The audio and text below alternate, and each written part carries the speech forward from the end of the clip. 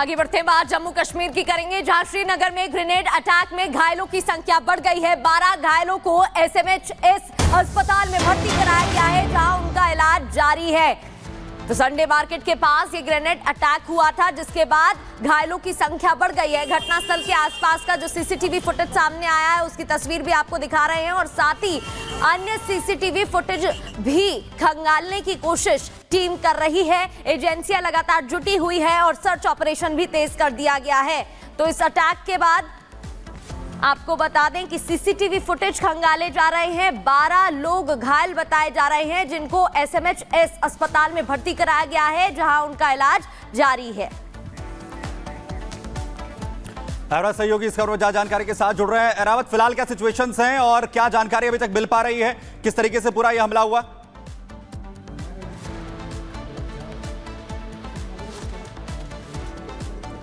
एरावत, आवाज आ रही है आपको?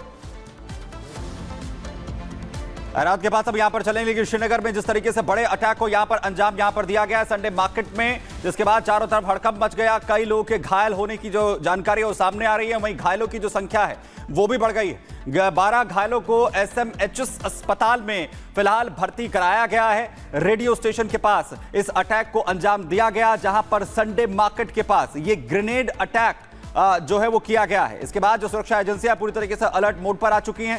सीसीटीवी फुटेज भी पूरे इलाके की यहां पर खंगाली जा रही हैं। सुरक्षा एजेंसियां लगातार सीसीटीवी फुटेज के जरिए इस पूरी घटना को आखिर किस तरीके से अंजाम दिया गया, इसे लेकर जांच शुरू यहां पर कर दी गई है। दरअसल ग्रेनेड अटैक ये बताया जा रहा है संडे मार्केट के पास, श्रीनगर में लाल चौक के पास, जहां इस पूरे हमले को अंजाम यहां पर दिया गया। एसएमएचएस अस्पताल में फिलहाल 12 जो घायल हैं उन्हें भर्ती कराया गया है, वहीं घायलों की जो संख्या है वो भी बढ़ती हुई नजर आ रही है। उधर बात करते हैं झारखंड के विधानसभा चुनाव की, जहां पर चुनावी समर में सियासी युद्ध का की शुरुआत जो है वो पूरी तरीके से हो चुकी है। सभी पार्टियां पूरे जोर शोर से अपनी ताकत इस वक्त दिखाती हुई नजर आ रही हैं। आज बीजेपी की तरफ से अपने संकल्प पत्र को जारी किया गया है, जिसमें यूसीसी लाने का भरोसा खुद गृह मंत्री अमित शाह की तरफ से संकल्प पत्र के जरिए दिया गया है। देखिए,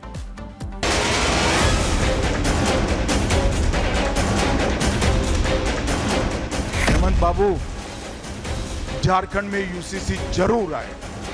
हमारी सरकार झारखंड में यूसीसी लाएगी।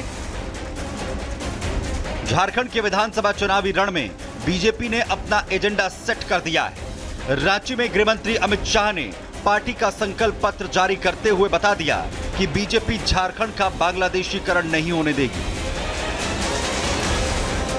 हेमंत बाबू, झारखंड में यूसीसी जरूर आएगा। हमारी सरकार झारखंड में यूसीसी लाएगी, मगर यूसीसी से आदिवासियों को पूर्णतया हम बाहर रखेंगे। कोई आदिवासी के अधिकार और कानून को यूसीसी से हम नहीं छीनेंगे। संकल्प पत्र जारी करते हुए शाह ने प्रदेश में माटी, बेटी और रोटी की सुरक्षा के साथ ही विकास का वादा किया और कहा कि अब झारखंड की जनता को तय करना है कि उन्हें कैसी सरकार चाहिए। भारतीय जनता पार्टी माटी, रोटी और बेटी को सुरक्षित करने का एक नारा लेकर आगे बढ़ गई। हमने झारखंड की एक ऐतिहासिक विरासत जो भगवान बिरसा मुंडा ने शुरू की, देश की सुरक्षा की, इसको माटी, रोटी, बेटी के साथ आदिवासी सम्मान के साथ जोड़कर आगे बढ़ाने का फैसला किया है। अब बारी दूसरों से खुद को बेहतर बताने की थी, तो गृहमंत्री शाह ने प्रदेश की जनमानस को खटाखट अंदाज में यह भी बताया कि क्यों झारखंड में बीजेपी की सरकार जरूरी है। हेमंत सोरेन सरकार वादा खिलाफी की सरकार रही है। 5 लाख नौकरियां देने का वादा फूस हो गया। ना तक उत्तर बेरोजगारों को 7,000 का बेकारी भत्ता देना था, वो भी नहीं दिया। हर गरीब को 72,000 रुपया खटाखट देना था, वो भी नहीं हुआ। किस मुंह से आप युवाओं से, गरीबों से, विधवाओं से, माताओं से वोट मांगने जाओगे, मैं तो समझ ही नहीं। बीजेपी के संकल्प पत्र में कई बड़े वादे किए गए हैं, जिनमें घुसपैठियों से भूमि कब्जा मुक्त कराएंगे, गौ तस्करी से राज्य को मुक्त करेंगे, गोगो दीदी योजना के तहत महिलाओं के खाते में हर महीने की 11 तारीख को 2100 रुपए आएंगे, बड़ी खबर के साथ वक्फ बोर्ड को लेकर अरशद मदनी की तरफ से बड़ा बयान दिया गया है। वक्फ बिल पर अरशद मदनी की तरफ से भड़काऊ बयान दिया गया है, जिसमें अरशद मदनी कहते हुए नजर आ रहे हैं कि मुसलमानों को खत्म किया जा रहा है बोर्ड से। मदनी मुसलमान कहते हैं कि मुसलमानों की जमीन छीनने की कोशिश हो रही है, यूसीसी मुसलमानों के खिलाफ है। अरशद मदनी का कहना है 5 लाख मुसलमानों का बड़ा सम्मेलन अब हम करेंगे, यह भी मदनी की तरफ से कहा गया। तो आपको बताएं कि मुसलमानों की जमीन छीनने की कोशिश इसके जरिए हो रही है, यूसीसी मुसलमानों के खिलाफ है। अरशद मदनी ने भड़काऊ बयान यहां पर दिया। तो जमीयत उलेमाए हिंद के अध्यक्ष मौलाना अरशद मदनी ने वक्फ संशोधन बिल को लेकर एक बार फिर से भड़काने वाला काम किया है। दरअसल मौलाना अरशद मदनी ने धमकी दी है कि मुसलमानों को वक्फ बिल कतई मंजूर नहीं है और अगर वक्फ बिल लाया गया तो मुसलमान चुप नहीं बैठेंगे। देखिए,